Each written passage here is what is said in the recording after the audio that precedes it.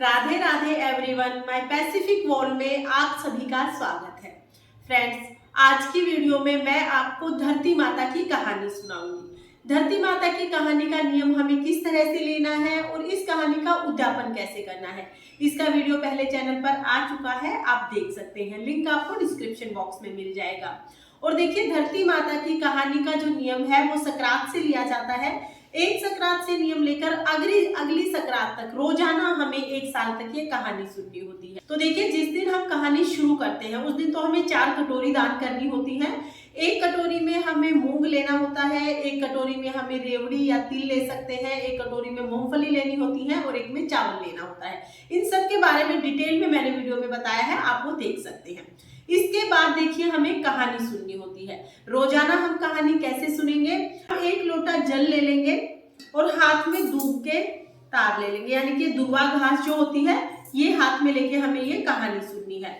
अगर आपके घर के आसपास आपको दुर्वा घास नहीं मिलती है तो आप किसी भी पार्क से एक ही बार दुर्वा घास ले आए, उसको आप अपने फ्रिज में रख लें और हफ्ते 10 दिन तक आप रोजाना उस दुर्वा घास से कहानी सुन सकते हैं। ये कहानी आप जहाँ पर पूजा करते हैं, आपके घर के मंदिर के पास जब आप सुबह पूजा करते हैं तब भी आप सुन सकते हैं, या घर में कहीं पर भी आप बैठकर ये कहानी सुन सकते हैं।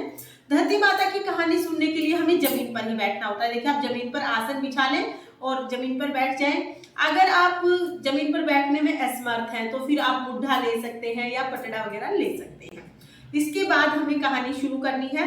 तो देखिए, कहानी सुनने के लिए जैसा कि मैंने आपको बताया, आपको एक जल का लोटा लेना है, हाथ में दुर्वा घास ले लेनी है। उसके बाद हम तिलक करेंगे। तो पहले हम जो हमने लोटा लिया है जल का उसको तिलक कर लेंगे, उसके बाद हम खुद को तिलक कर लेंगे, जो भी कहानी सुन रहा है उसे तिलक करेंगे और फिर हम कहानी शुरू करेंगे। तो चलिए कहानी शुरू करते हैं। एक बार एक औरत थी, वह बहुत गरीब थी। उसके 2 बच्चे थे, एक लड़का और एक लड़की। बच्चे धीरे धीरे बड़े हो रहे थे और वो औरत बूढ़ी होती जा रही थी। उसकी तबीयत भी खराब रहने लगी थी। उसने एक दिन अपने बेटे को बुलाया और कहा कि बेटा, मैं बूढ़ी हो गई हूँ और बहुत बीमार रहती हूँ। मेरा कोई भरोसा नहीं है कि मैं कब दुनिया को छोड़कर चली जाऊं। मैं चाहती हूँ कि तुम अपनी बहन का विवाह अपने जैसा कोई घर वर देखकर कर देना। ये कहकर कुछ दिनों के बाद बुढ़िया स्वर्ग सिधार गई। बुढ़िया के मरने के बाद बुढ़िया के बेटे ने अपनी बहन के लिए वर ढूंढना शुरू कर दिया। वह गांव-गांव गया, सभी गांव में देखा, लेकिन उसे कोई नहीं जचा। उसे लगा कि मेरी बहन के योग्य तो कोई नहीं है। हार कर एक दिन उसने मन में विचार किया कि मैं ही अपनी बहन से शादी कर लेता हूँ। वह चुनरी और बाकी सामान ले आया। सामान देखकर बहन ने पूछा कि भाई, तुम यह सामान क्यों लाए हो? तो उसने कहा कि तुम्हारी शादी है इसलिए ये सामान लाया हूँ। बाद में जब बहन बाहर गई तो आस पड़ोस वालों ने बताया कि तुम्हारा भाई ही तुमसे शादी करने वाला है। बहन को यकीन नहीं हुआ। उसने अपने भाई से पूछा, लेकिन भाई ने कोई जवाब नहीं दिया। जब भाई ने कोई जवाब नहीं दिया तो वह समझ गई कि आस पड़ोस वाले ठीक ही कह रहे थे। उसके बाद उसने एक लोटा लिया, एक चुनरी ली और चप्पल पहनकर घर से निकल गई। घर से निकलकर वह जंगल की तरफ जाने लगी। रास्ते में गवाले मिले। गवालों ने उससे पूछा कि तुम कहाँ जा रही हो? लड़की ने कोई जवाब नहीं दिया। वह सीधे चली गई और जंगल के बीच में जाकर धरती माता को जोर जोर से पुकारने लगी। उसने कहा, हे धरती माता, मुझे अपनी गोद में समा जाने दो, वरना यहाँ पर अनर्थ हो जाएगा। मेरा भाई मुझसे शादी करना चाहता है। ये पाप होने से पहले तुम मुझे बचा लो, मुझे अपनी गोद में समा जाने दो, नहीं तो मैं यहाँ पर अपनी जान दे दूंगी। लड़की की ऐसी बात सुनकर धरती माता फट गई। धरती फटते ही लड़की ने अपने हाथ में लिए लोटा और चुनरी एक तरफ रखा और धरती में समाने चल दी। इधर उसका भाई बहन को ढूंढते ढूंढते गवालों के पास आया। गवालों ने बताया कि उसकी बहन जंगल की तरफ गई है। भाई जंगल की तरफ गया तो बहन को धरती में समाते हुए देखा।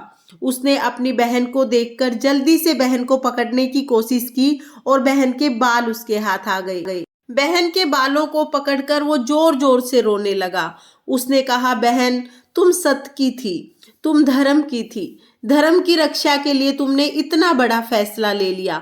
मैं तो माँ का वचन निभा रहा था। माँ ने कहा था कि अपने जैसा वर देखकर बहन की शादी करना, लेकिन तुम्हारे लायक कोई वर ही नहीं मिला। माँ का वचन पूरा करने के लिए मैंने ऐसा विचार किया। बहन तुम मुझे माफ कर दो। देखते ही देखते लड़की धरती में समा गई। उसके जो बाल भाई के हाथ में थे वो दुर्वा घास बन गई। इसीलिए जब धरती माता की कथा सुनते हैं तो हाथ में दुर्वा घास लेते हैं और एक लोटा जल लेते हैं, तब ये कहानी सुनते हैं। इस तरह से धरती माता ने अपनी बेटी को अपनी गोद में समा लिया। धरती माता इस कहानी को कहते सुनते हुकारा भरते सबको अंधन लक्ष्मी देना, सब पर अपनी कृपा दृष्टि बनाए रखना। धरती माता की जय। इस तरह से हम धरती माता की कहानी सुनेंगे। कहानी सुनने के बाद जो हमने हाथ में दुर्वा घास ली है ये जल के लोटे में डाल देंगे और जल का लोटा हम सूर्य देवता को अर्घ दे देंगे। फ्रेंड्स, ये थी धरती माता की कहानी। संक्रांत पर सुनी जाने वाली सभी तरह की कहानियां और सभी के उद्यापन की वीडियो आपको मेरे चैनल पर मिल जाएगी। लिंक मैं आपको डिस्क्रिप्शन में दे दूंगी, आप वहां से देख लेना। और अगर ये वीडियो आपको पसंद आई हो, ये वीडियो आपके लिए यूजफुल हो, तो वीडियो को लाइक करना। और अगर आपने मेरे चैनल को सब्सक्राइब नहीं किया है तो प्लीज सब्सक्राइब कर लेना।